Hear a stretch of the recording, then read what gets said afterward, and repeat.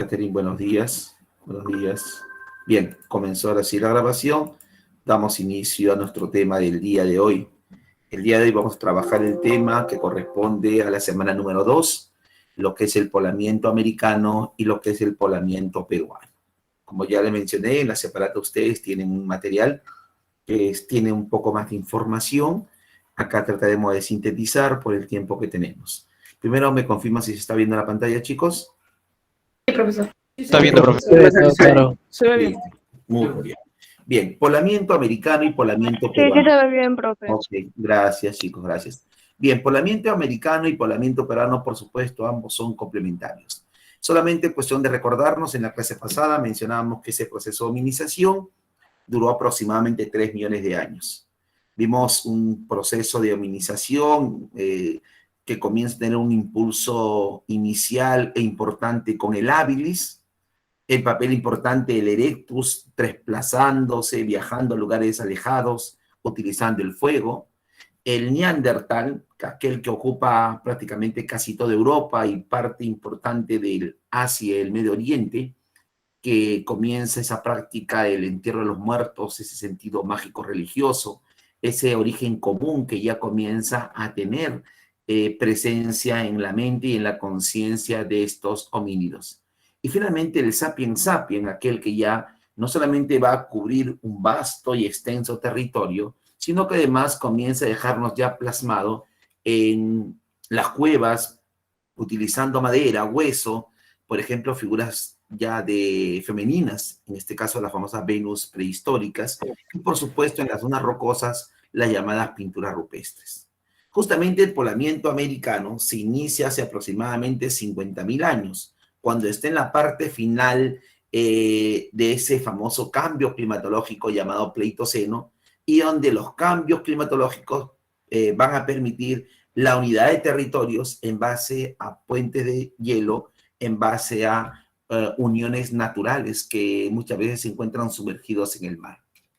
Y el poblamiento peruano hace aproximadamente 20.000, quizás la fecha más alejada, 15.000 más cercana para algunos, este hombre ya ingresa a nuestro territorio peruano, porque veremos que este ingreso a América estará explicado básicamente por 3 teorías. La teoría asiática, la que hace referencia a un ingreso inicial por el istmo o estrecho de Bering, la teoría de Paul Rivet, la oceánica, que hace referencia al uso de las corrientes marinas para ingresar a Centroamérica y América del Sur, y una tercera llamada teoría australiana, la que nos habla de un ingreso a través de la Antártida y la ocurrencia de ese fenómeno climatológico que en el mundo se llama mesolítico y que aquí Méndez Correa lo llama el óptimum climático. Bien, ese poblamiento americano, por lo tanto, es un proceso complementario a lo que ocurría en el mundo.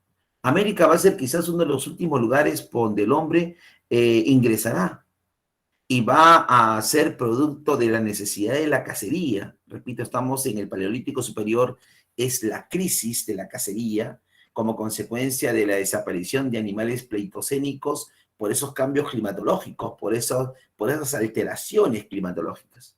Por lo tanto, el hombre necesitaba buscar alimento y esta vez significaba viajar por largos y periodos extensos. Y además ese desplazamiento, según Angélica, le permitió a estos habitantes de Siberia, de Mongolia, asiáticos, a ingresar por ese istmo o estrecho de Bering. Y ese proceso, repito, se ve facilitado por las famosas glaciaciones que vamos a nosotros a presenciar, o mejor dicho, la ciencia tiene evidencia de que hubieron congelamientos de vastos sectores en lo que es América del Norte, esa unidad entre Siberia y Alaska, lo que hizo que se formara este puente de hielo o simplemente ese estrecho de Bering.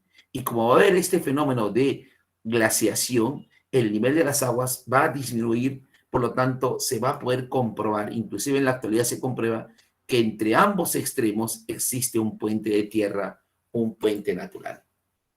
Veremos que el poblamiento americano va a ser explicado a través de teorías, siendo algunas teorías, llamémoslo así, pintorescas, ¿no? Utilizó este cuadro para hacer referencia a que pudieron haber llegado africanos a América.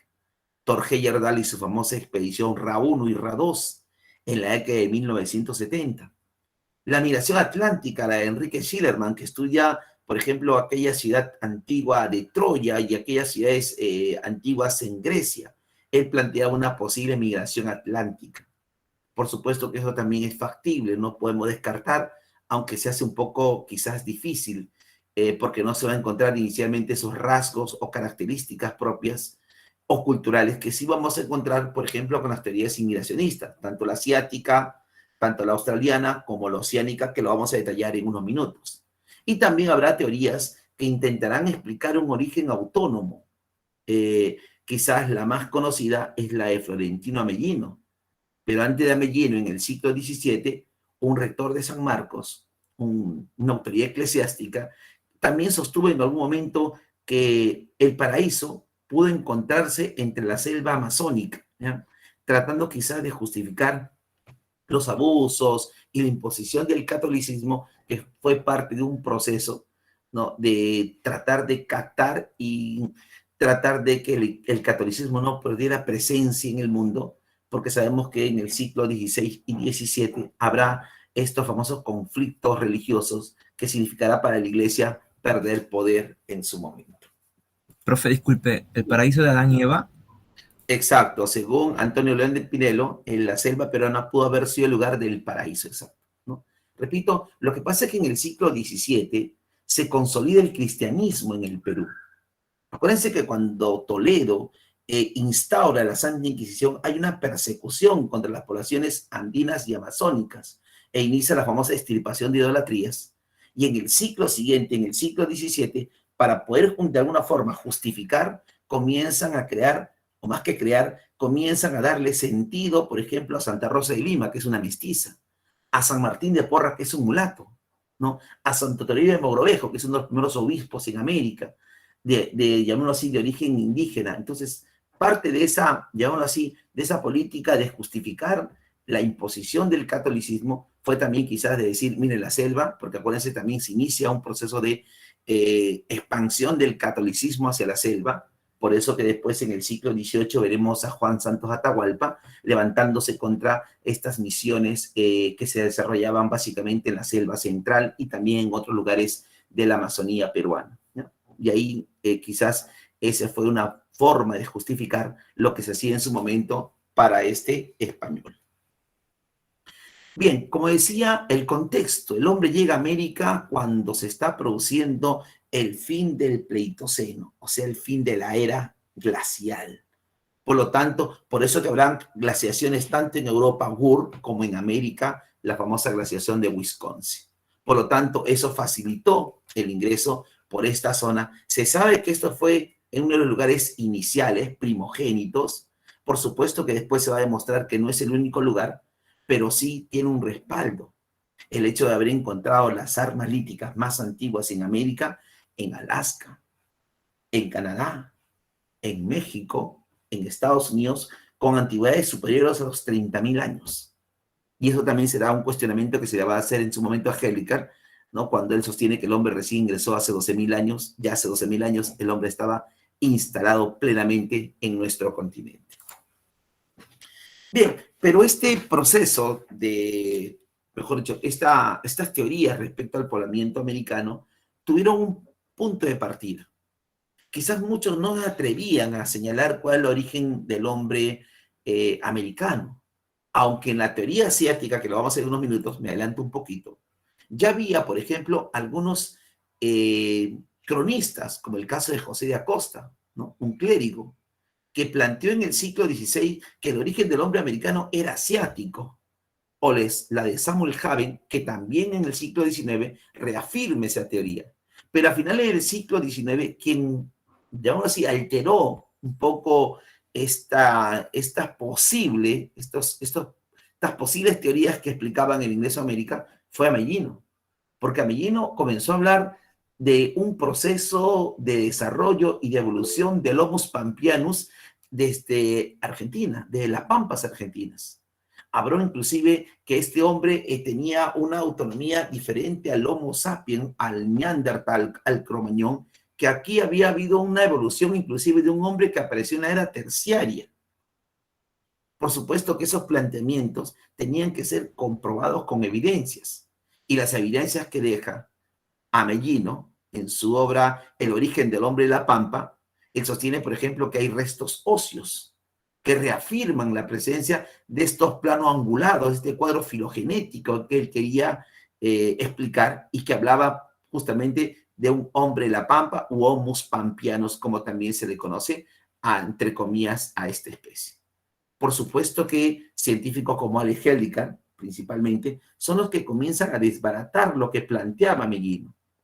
Uno, hicieron una excavación donde supuestamente se encontró estos restos tírricos de animales pleistocénicos y se demostró que las capas de tierra no correspondían a la era terciaria, sino a la era cuaternaria, o sea, un periodo similar al proceso. Pero que esto era difícil de comprobarse, ya que esos restos, repito, no pertenecían a una especie de los homínidos. También se demostró que nunca hubo congelamiento total de los mares, porque acuérdense que Ameghino nos planteaba los puentes intercontinentales como una forma de trasladarse utilizando estos puentes de hielo.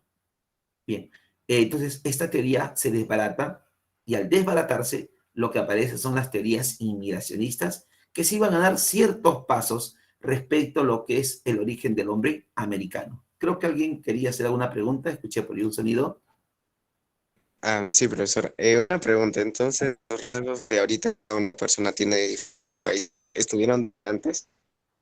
No te entendí muy bien, Luis.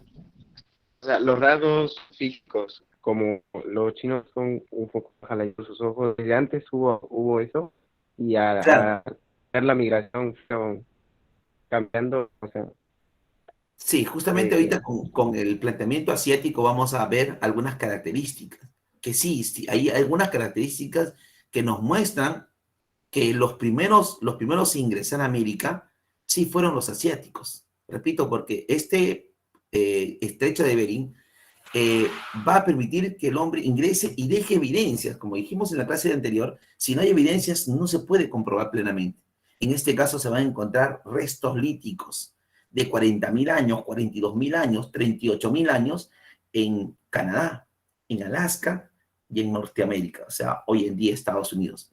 Entonces vamos a ver cómo van a ingresar estos asiáticos, aunque veremos también que no serán los únicos en su momento. Bien, justamente la teoría asiática, también llamada monorracial, llamada así porque Alex Hellicar comete un error. Él decía que en América solamente ingresaron asiáticos y que el único lugar por donde ingresaron este hombre a América fue a través del istmo o estrecho de Bering. Y para ello él planteó un conjunto de evidencias, quizás la que me preguntabas, las más conocidas fueron esas famosas similitudes antroposomáticas, que era comparar al hombre asiático con el hombre americano. Y él decía que estas bandas de cazadores y recolectores, básicamente cazadores protomongoloides, inclusive señala él, ¿no? Porque hablaba de habitantes de Mongolia, hacía referencia a que este ingreso se había dado hace 12.000 años. Claro, que por supuesto si vemos el contexto histórico, acuérdense el tiempo cronológico y el tiempo histórico, bueno, en este tiempo histórico todavía no existían pues las técnicas que hoy en día permiten que los descubrimientos tengan una precisión mucho más cercana al momento en que se produjeron. Comenzó a utilizarse, por ejemplo, a partir de la década de 1960 el carbono 14. Y con eso se fue acortando, por supuesto, a veces esas grandes diferencias que planteaban en su momento los estudiosos, los investigadores, en este caso, Alex Hellicar, arqueólogo y antropólogo. Ahí están las características que quizás mencionabas. Sí, comienza a encontrar rasgos comunes entre el hombre asiático y el hombre americano. Acuérdense que el hombre americano no es el actual, pues porque ese es un proceso de migración en el siglo XVI, XVII. El indígena americano, en este caso el azteca y también nuestros habitantes aquí en los Andes, especialmente en el norte, vamos a encontrar esos rasgos comunes. Por ejemplo, nosotros somos de mediana estatura. La talla normal en América no es una talla superior a los 1,70. Nuestra piel es una piel cobriza, amarillenta, por más que seas un poco blanco, no tienes el color, pues, por ejemplo, de un nórdico, de un germano, ¿no? De un eslavo, que son, llamamos así, la raza blanca aria en Europa. Tenemos los ojos achinados, el pómulo sobresaliente, los dientes en forma de pala, que son algunos rasgos que van a poder ser comprobados. El cabello lisótrico, que no es otra cosa que el cabello lacio. Serán algunas características que va a permitir a Alex Henrika plantear este origen asiático del hombre aquí en América. Y por supuesto que existe un respaldo porque se comprueba que existe un puente de tierra. Se comprueba aquí en este espacio geográfico que sí existió la glaciación de Wisconsin y que existió la eustasia glacial, que es la disminución del nivel de las aguas. Por lo tanto, sí se produjo ese ingreso, pero quizás no hace 12.000, sino hace 40.000 o 50.000 años. Inclusive nos habla de una mancha mongólica, ¿no? Y justamente eso va a ser uno de los cuestionamientos que se le va a hacer a Alex Henrika, porque esa mancha mongólica, si seguimos su planteamiento, solamente deberían tener los asiáticos y los americanos. Sin embargo, la mancha mongólica lo van a tener los japoneses, los de Indonesia, Melanesia, Micronesia, Tahití, Samoa, Australia, porque esa mancha mongólica es una mancha peripacífica, la tienen los habitantes o lo tenemos todos nosotros, quienes hemos compartido o compartimos el Océano Pacífico. Por eso la mancha mongólica es peripacífica e inclusive es visible en la actualidad. Por supuesto que eso de ser visible lo puedes ver con mayor nitidez en los niños recién nacidos, quizás hasta los 2 primeros meses, vas a encontrar una mancha marrón, verduzca, ¿no? En la parte posterior de la espalda, cerca al coxis. Por lo tanto, ese rasgo es algo que se repite especialmente, repito, en los habitantes. Pero a pesar de todo el respaldo geográfico, arqueológico, antroposomático, se cometieron algunos errores, o lo hizo Alex Henrika. Por ejemplo, Alex Henrika decía que solamente ingresaron asiáticos, solamente asiáticos.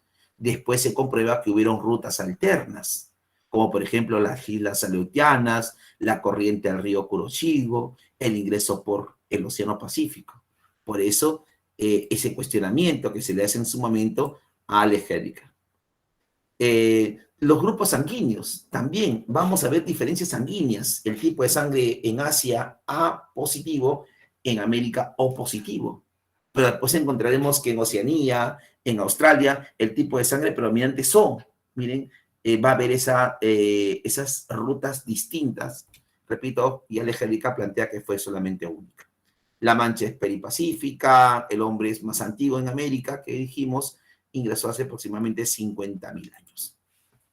Pero al margen de todo, esta teoría asiática es la teoría de mayor respaldo científico, ¿no? La que tiene evidencias que son palpables, visibles y plenamente comprobadas. Otra teoría importante y complementaria es la planteada por Paul Rivet. Justamente Paul Rivet llama a su planteamiento teoría polirracial, para hacer referencia a que América no solamente ingresaron asiáticos, sino para él también ingresaron habitantes de otros lugares, y que una de esas migraciones más importantes se produjo a través del Océano Pacífico, por eso que él habla de la corriente transpacífica y la corriente ecuatorial del sur, o corriente ecuatorial del norte, o corriente ecuatorial del sur. Y en base a esas dos corrientes de este Océano Pacífico, él plantea un ingreso desde la Melanesia de habitantes de origen negro que van a trasladarse con frágiles embarcaciones que las llama piraguas con balancín, y esos habitantes llegaron a la zona de Centroamérica. Por eso que en Centroamérica va palmas, cocos, ¿no? Como cultivos que van a ser un reflejo de esa migración. Las costumbres, los estilos de vida, la hamaca para descansar, la almohada de madera, los tambores para generar música y también para tener comunicación, las casas elevadas en la copa de los árboles, el uso de la cerbatana, de la estólica, el uso, por ejemplo, de estos medios de transporte que lo mencioné, piraguas con balancín, y la otra son los famosos botes, ¿no? De 2 o de 3 personas, que aquí se utiliza por el hecho de encontrarse en una zona amazónica. Inclusive antiguos textos hablaban de una tribu llamada Lagoa Santa, de hombres de raza negra, que de alguna forma eran el fiel reflejo de esta posible migración, de este posible ingreso que se dio a través de, repito, Centroamérica y la parte de México. La otra teoría que respalda en su momento también por Rivet es la teoría que hace referencia a la llegada de los hombres por la zona sur y un ingreso por Chile, quizás por el sur del Perú en su momento. En esta ruta de ingreso existe un lugar importantísimo, como un puente natural entre Oceanía y América, que fue la famosa isla de Pascua. Ahí en esta isla de Pascua se va a encontrar, por ejemplo, los monolitos, aquellos monolitos, los más antiguos de América, con un tiempo de antigüedad aproximado de 7.000 años. Y después, ¿dónde veremos monolitos? Por ejemplo, nosotros los veremos en Tiahuanaco. Monolito veremos en Sechín. Monolito vamos a ver, por ejemplo, en Chavín. Y, por supuesto, en su momento en Chachapoyas. Por lo tanto, vamos a ver cómo sí existió quizás esa influencia y esas expresiones culturales comunes en ambos lugares. Pero no solamente es la parte arqueológica.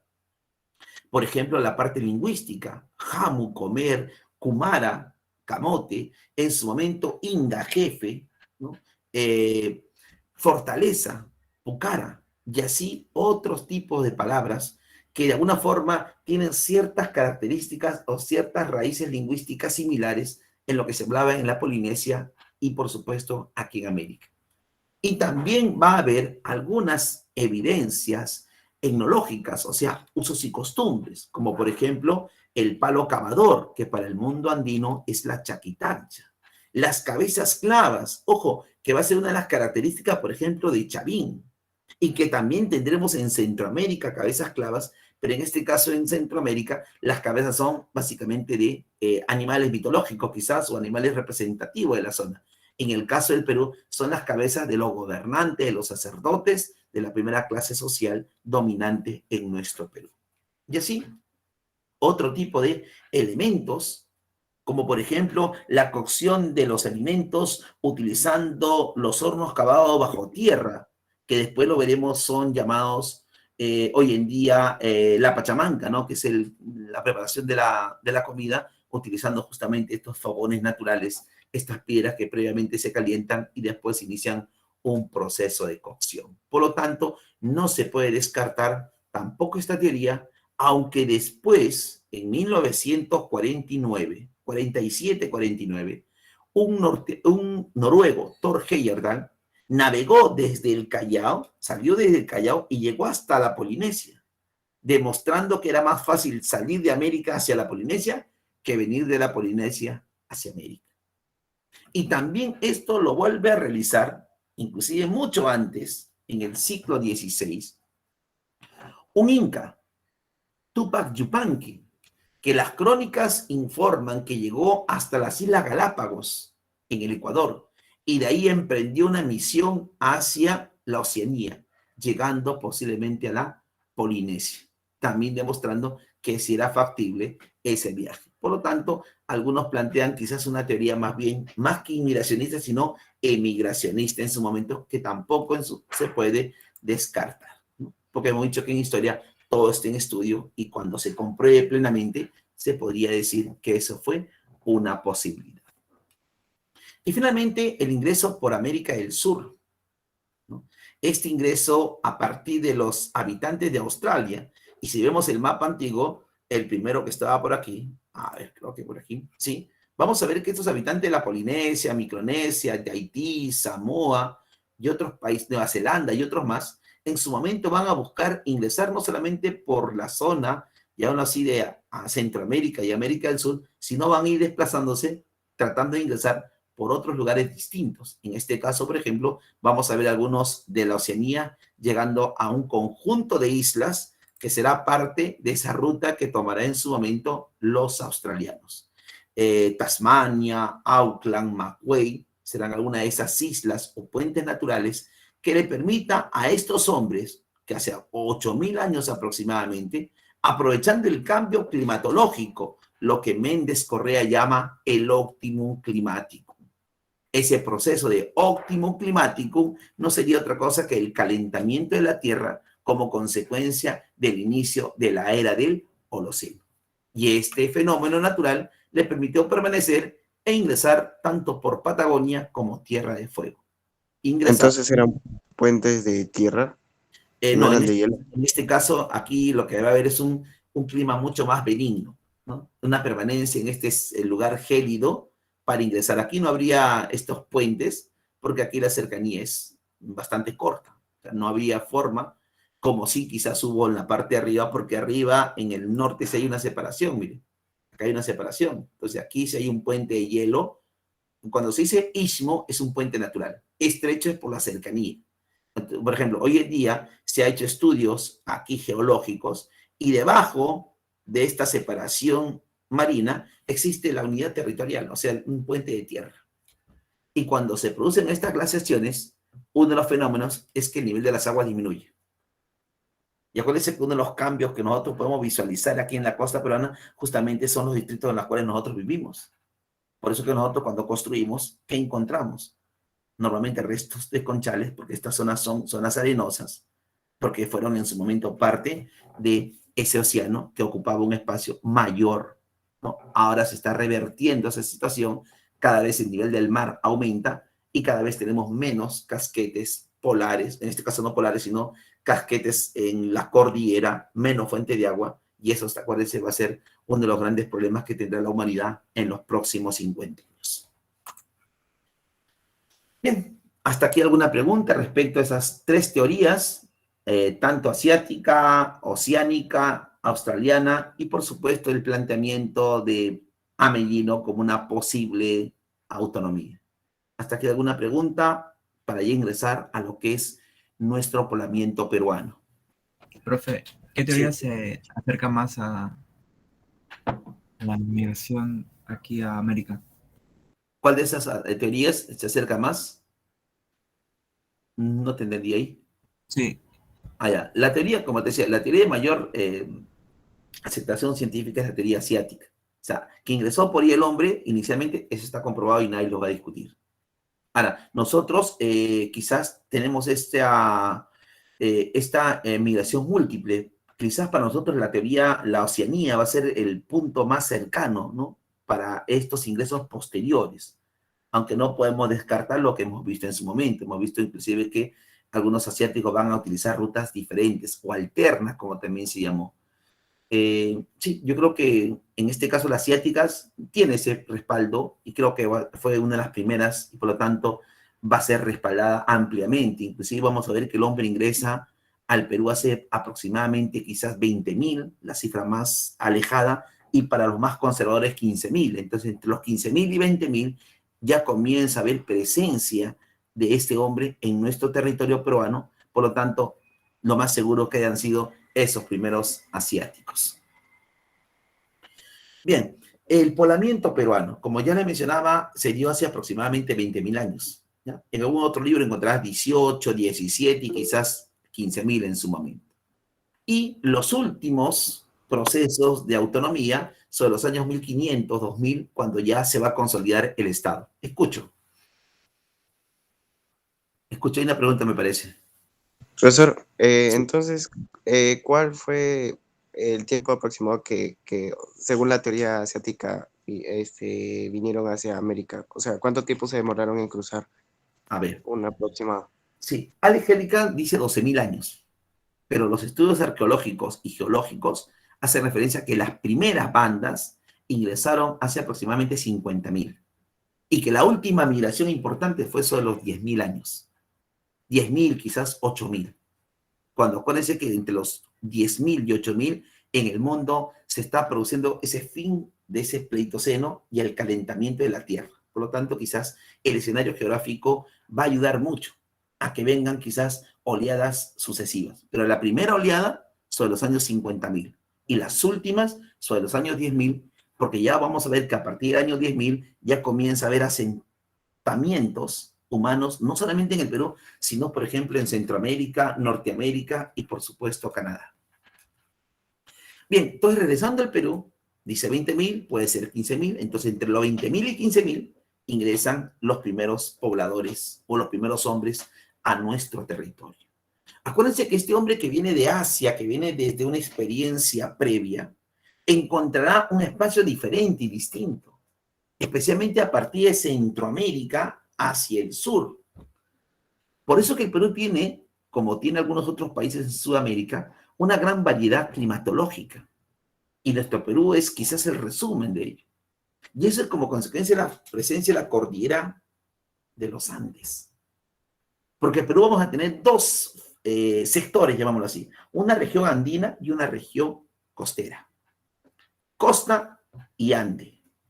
Porque acuérdense que en la selva casi no hubo un desarrollo cultural o una evidencia de permanencia. Y todo está concentrado en esos dos sectores. Por eso que las culturas, inclusive pre-incas, están concentradas tanto en la costa como en la zona andina, que por supuesto cambia como consecuencia de un nuevo escenario geográfico, diferente y distinta inicialmente. Entonces, este hombre llega y por supuesto que este hombre que ingresa tiene rasgos que corresponden al Paleolítico superior. Por lo tanto, el hombre que ingresa al Perú, como ingresó a América, es cazador, es recolector, ¿sí? Fabrica herramientas líticas, pero también ya hace uso de los aprendizajes anteriores, como el fuego, por ejemplo, el lenguaje para comunicarse, utiliza trampas, por ejemplo, ya para tener mayor posibilidad de cacería, ¿no? Normalmente se concentran en estos grupos cerrados, por eso dicen familias o bandas endogámicas, ¿no? Eso de cerrar el círculo para que entre ellos se pueda ayudar mutuamente. Pero llegó al hombre, así, en estado nómada, era un nómade, un errante, un troglodita, y además era un hombre que vivía dependiente de la naturaleza. Por eso que en el Perú se le llama periodo lítico a ese primer periodo de ingreso, que vendría a ser el paleolítico en el mundo. Sobre los años 8000 ya se produce el nuevo escenario geográfico. El cambio es visible. Por eso que el hombre experimenta con plantas y semillas. Por eso que va a comenzar a ser horticultor, ganadero y en la costa pescador. Y poco a poco irá desarrollando otras actividades, como va a ser el caso, por ejemplo, de los ceramistas, ¿no? De los alfareros, de los textileros y, por supuesto, aquellos que comienzan a construir, inclusive ya a utilizar algún tipo de, quizás, metales que para el Perú son por lo menos 2000 años, 1500. Entonces, aquí es donde se va a comenzar a consolidar el Estado. Entonces, lítico, arcaico, que está dividido en dos, arcaico inferior y arcaico superior. O también otros términos que lo vamos a explicar en las diapositivas. Por lo tanto, ese primer momento que ingresa el hombre a nuestros Andes, repito, se llama periodo lítico. Y lo hemos dicho, profesor, ese periodo lítico es el paleolítico, ¿no? Lítico para el Perú, paleolítico para el mundo. Y si yo me acuerdo, en el periodo paleolítico estaba el habilis, el erectus, el neandertal y el cromañón. El habilis, herramientas líticas. El erectus se refugia en cavernas y utiliza fuego. El neandertal entierra a sus muertos. Y el cromañón, pinturas rupestres. Miren, esas características las encontramos aquí. El primero, llamémoslo así, nuestro hábil peruano, Paca y Casa. La primera evidencia de presencia humana. Y esa primera presencia humana está, por supuesto, vinculado al descubrimiento de herramientas líticas, todavía toscas, pero que eran, de alguna forma, objetos que le va a permitir al hombre quizás enfrentarse con alguna facilidad las amenazas que son latentes. Porque no habremos tenido aquí un mamut, pero teníamos un paleollama, un armadillo gigante. Entonces, había animales pleistocénicos que también tenían que ser, de alguna forma, enfrentados por el hombre. Porque si esto ocurrió en Ayacucho, ¿qué ocurrió en Lima? A veces poco no valoramos lo que es Lima. Lima es escenario no solamente de un taller lítico, de uno de los primeros asentamientos religiosos. Lima es parte de la primera ciudad arqueológica del Perú y América, según Ruchadi. Hemos sido centro de un imperio y el desarrollo de las culturas. Hemos sido centro, inclusive, de la dominación virreinal en su momento. Entonces, vivimos en una ciudad muy histórica que algunos dicen que no la aprovechamos al máximo para fomentar, por ejemplo, la actividad en su momento turística. Bien, aquí en Lima, cerca al río Chillón, los que han ido al aeropuerto, por ahí cerca está la desembocadura del río Chillón, uno de los ríos más importantes que tenía la ciudad, o que tiene la ciudad hoy en día, hasta el día de hoy. Bueno, ahí se encuentra un taller. En ese taller lo que se hace, por supuesto, son objetos de mejor acabado, con mayores detalles, lo cual permite un uso mucho más eficiente. Entonces, si me preguntan, las primeras herramientas líticas, Ayacucho con Piquimachay. El taller lítico, ese taller lítico está en Lima y pasó por varios periodos. Por lo tanto, aquí estamos ante la presencia, y aún así, de un primer especialista en herramientas líticas. Por eso que en Perú existe la técnica del picapedrero, ¿no? Aquellos que tallan la piedra y lo utilizan inclusive para después los acabados en los hogares. Decíamos que este periodo lo podíamos comparar con la prehistoria, ¿no? Ya hemos visto a nuestro habilis. Ahora, el Neandertal enterraba a sus muertos. ¿Y dónde encontramos entierro de muertos? Por ejemplo, en Paiján. Hace aproximadamente 10.000 años, encontramos en el Perú ya ahora sí una presencia física, un resto óseo de una mujer con un niño, que ya nos da la evidencia que el hombre estuvo presente hace aproximadamente 10.000 años. Paiján. Y con el descubrimiento de Paiján, Paiján desplazó a la Uricocha, que hasta la década de los 60 y 70 era considerado el hombre o los restos humanos más antiguos. Ya a partir de 1975 se sabe que el hombre de Paiján, donde se hace uso del ajuar funerario, que va a ser una característica que se encuentra en este entierro, por eso que después veremos en el señor Tejipán enterrando con sus objetos personales, con su guardián, con gente que lo acompañaba, porque ya comienza a tener quizás el hombre esa noción de una vida después de la muerte. Y en la Uricocha también vamos a encontrar restos humanos, estos restos humanos mucho más abundantes, colectivos, hasta 11 restos, ¿no? 4 adultos y 7 niños. Vamos a encontrar aquí en la Uricocha, por ejemplo, el uso de la famosa herbolaria, que es el uso de las plantas medicinales. Vamos a encontrar que aquí en la Uricocha ya se hacen modificaciones craneales. Ojo, y eso es un aprendizaje que después lo expresa en el Perú los paracas. Y finalmente, Toquepala. ¿Y qué encontramos en Toquepala? Las pinturas rupestres, que no son las únicas. Hay en Zumbay, en Arequipa, hay pinturas rupestres en la Uricocha, pero las más vistosas, más representativas, donde dejan plasmado que ellos están iniciando una etapa ya, llamémoslo así, de domesticación, ya no de matarlo, sino utilizando el chacu, que es justamente hacer círculos humanos para capturar estos animales y llevarlos quizás a los corrales para después ellos se puedan reproducir sin ningún tipo de dificultad. Entonces, por lo tanto, ha visto que el lítico no es otra cosa que el primer periodo de la historia universal. Siguiente periodo, el arcaico. Este arcaico también es conocido como el periodo de los seminómades, o también conocido como el periodo de los transhumantes estacionales.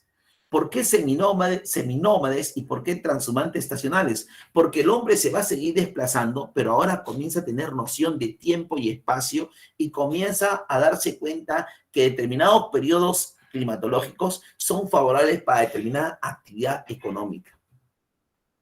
Por eso que el hombre en los Andes va a recurrir a los cultivos, se convertirá en horticultor, pero no dejará de lado la domesticación. Mire, va a combinar domesticación con horticultura. Por supuesto que en el norte del país tendremos a Nanchop en Cajamarca y a Guitarrero en Ancash como los dos primeros horticultores, siendo el más antiguo, por supuesto, Nanchop. Y ahí tendremos maní, calabaza, frijol, ají, como cultivos oriundos de nuestro país. Mientras que los que van a domesticar llamas y alpacas, o también llamados auquénidos, será, por ejemplo, Telar Machay y será Jaiwa Machay, Junín y Ayacucho. Miren, sur, ganadería, norte, horticultura. Pero repito, ambos son complementarios. Porque en la costa, la actividad más importante será la pesca. Y eso está reflejado con Santo Domingo en su momento. y también con el hombre de Chilca. Pero a pesar que están en la costa y tienen acceso a un mar rico, también van a desarrollar algunas actividades de cultivo, o sea, horticultura. Bien, ya les mencioné los dos, me olvidé aquí en la separata, está en las, aquí en la diapositiva, está en la separata, Nanchop en Cajamarca, el horticultor más antiguo del Perú, y el segundo es Guitarrero en Ancash. Los dos, repito, son horticultores, porque ya aquí en la costa, también mencionamos, está el hombre de Santo Domingo, Paracas, el pescador especializado. ¿Por qué es profesor especializado? Porque utiliza una red para realizar la actividad con mayor precisión. Es el primer músico, porque aquí vamos a encontrar restos de flautas de hueso de pelícanos. Vamos a encontrar la primera aldea, por eso que el primer poblador de la costa peruana y constructor de aldeas y desarrollo de horticultura, es el primer horticultor en la costa peruana, es el hombre de Paracas o Santo Domingo. Y en Chilca ya comenzamos a ver también los primeros asentamientos humanos con estas casas semicirculares, semisubterráneas, ¿no? Y estos entierros con una peculiaridad, enterrarlos a las personas con la cabeza hacia abajo, porque se decía que estos hombres de Chilca tenían miedo a la salida del alma en su momento. Y también, bueno, de forma ya simbólica, se hace referencia que en Chilca se encuentran los restos del primer perro peruano, ese perro sin pelo, el perro chino, como lo llamamos nosotros. Bueno, esa primera evidencia de la domesticación lo encontramos también aquí en Chilca. Bien, porque ya los dos pastores que mencionamos, Junín, aquí está el primer pastor, domesticación de animales, llamas y alpacas. Aquí en Telarmachay vamos a encontrar, por ejemplo, los restos de estos hornos cavados bajo tierra, la Pachamanca. En Jayuamachay también encontraremos, ¿no?, domesticación de animales. Por lo tanto, los dos lugares altoandinos se desarrolla esa actividad. Y en Ayacucho encontraremos, por supuesto, Piquimachay, la domesticación del cuy. Por eso que en el mundo andino antiguamente era charqui y cuy. Base para la dieta alimentaria junto con otros productos, ¿no?, nativos de nuestro país, como será, por ejemplo, la papa, que aparece en la parte final, y el maíz, que lo adoptamos de Centroamérica. El maíz no era netamente ni originario del Perú, pero lo adoptamos y eso se va a convertir, repito, en la alimentación básica de la población peruana. Bien, para llegar finalmente a la etapa del arcaico tardío o también formativo, que no es otra cosa que el neolítico. Y en el neolítico, una característica especial es que el hombre se convierte en sedentario. Inicia la producción de alimentos. Comienza a haber construcción de edificios públicos, clases sociales dominantes, un estado teocrático, ¿no?, una organización social, expresión en otros campos como la textilería, la alfarería y, por supuesto, a los primeros metalúrgicos que comienzan a utilizar el metal, justamente quizás mejorando un poco las técnicas de agricultura o también herramientas en su momento. Bueno, esas son las características del arcaico tardío, repito, también llamado formativo. El primer poblador del Perú, para Josefina Ramos de Cops, será el hombre de Tablada del Urín. Para ella está ahí presente el hombre porque encuentran restos orgánicos e inorgánicos de una ubicación que hoy en día sería un desierto, pero en ese tiempo esa ubicación era casi perfecta. Ese hombre tenía acceso a la recolección, tenía acceso a la pesca y tenía acceso a la agricultura, bueno, en este caso ya por su cercanía, por ejemplo, al río Lurín, su cercanía al Océano Pacífico, lo que hoy en día es la playa de Conchán, y las lomas que tenía en lo que hoy en día después a Tocongo, Nueva Esperanza, ¿no?, Villa María del Triunfo, que ustedes saben, en época de invierno se convierte, bueno, ahora ya no, pues eran zonas agrestes de arbustos naturales. Cerro Paloma, que se encuentra a 50 kilómetros de Lima, este es considerada la primera construcción arquitectónica en el Perú, diseñada para ser un centro productivo y también de culto en su momento. Huaca Prieta, donde encontramos los primeros restos textiles, donde encontramos los famosos mates pirograbados, o sea, las primeras evidencias de la textilería y lo que será después la cerámica. aunque no está aquí en la diapositiva, lo encuentras en la separata, por supuesto está presente el templo de los Nichitos, o también conocido como el templo de las manos cruzadas. Aquí en Huánuco, en Cotox, vamos a encontrar la primera evidencia de lo que va a ser ya la dominación de una primera clase social que viene a ser los sacerdotes. Por eso que la primera cultura en el Perú es una cultura que desarrolla o que está vinculada directamente al poder de los sacerdotes. Y dejé al final a Caral, porque Caral representa para algunos la primera expresión de cultura en el Perú. En Caral, por ejemplo, tendremos clases sociales definidas. Tendremos, por ejemplo, una organización social muy conocida en el mundo andino, como lo es el ACCHU. Tendremos un centro ceremonial importante para el culto a los dioses andinos. Tendremos el uso de los quipus como instrumentos contables. Y tendremos para Ruth Chadi a la primera ciudad sagrada del Perú y América. La primera ciudad que va a ser comparada comparada de forma simultánea en el tiempo con las pirámides de Egipto, con los zigurats, quizás con los jardines que embellecían esos templos y palacios en la Mesopotamia. Por lo tanto, Perú y Lima será parte de ese desarrollo importante que encontraremos aquí en este lugar. Patrimonio cultural de la humanidad.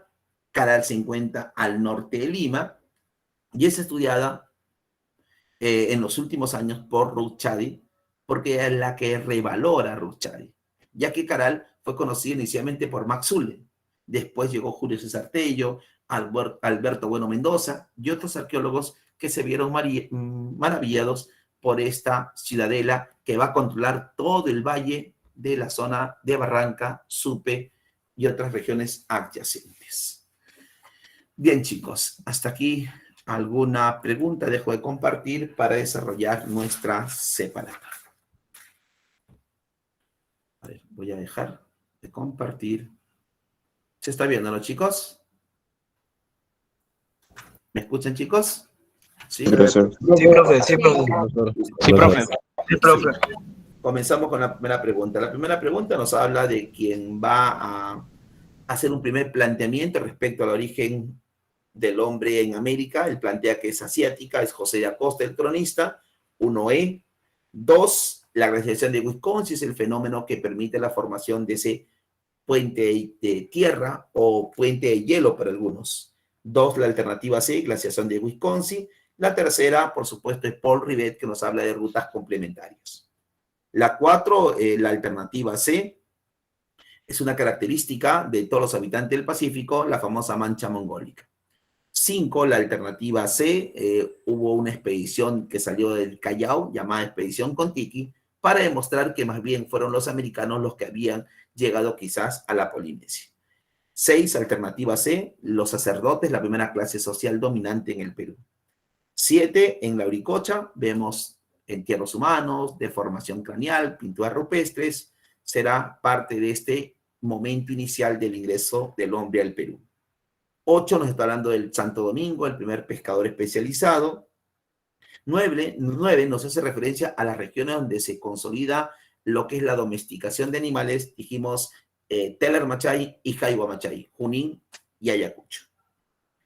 9, alternativa D. Y 10, la alternativa B, Caral. La devaluación se le está entregando ya el material para que ustedes lo puedan revisar, desarrollen ustedes y les van a mandar ya ahí desarrollado. Bien, dime, Cristian, te escucho. Profesor, disculpen, ¿me podría compartir las de la semana pasada? Lo que pasa es que no tuve luz por aquí, por Piura, y no llegué a ver las claves. Ya, Cristian, te lo reenvío, por favor. No lo tengo aquí a la mano, pero el coordinador lo va a colgar, porque yo entregué ya el día de hoy el solucionario. Ya, entonces lo vas a poder desarrollar, no hay problemas. Gracias. Ya lo tengo preparado y te lo paso, ¿ok? Listo, Cristian. Bien, chicos, que tengan buenos días para ustedes. Nos vemos en la siguiente clase. Cuídense. Hasta luego, profe. Hasta luego, profesor. Hasta luego, profesor. Cuídense. Hasta luego, profe.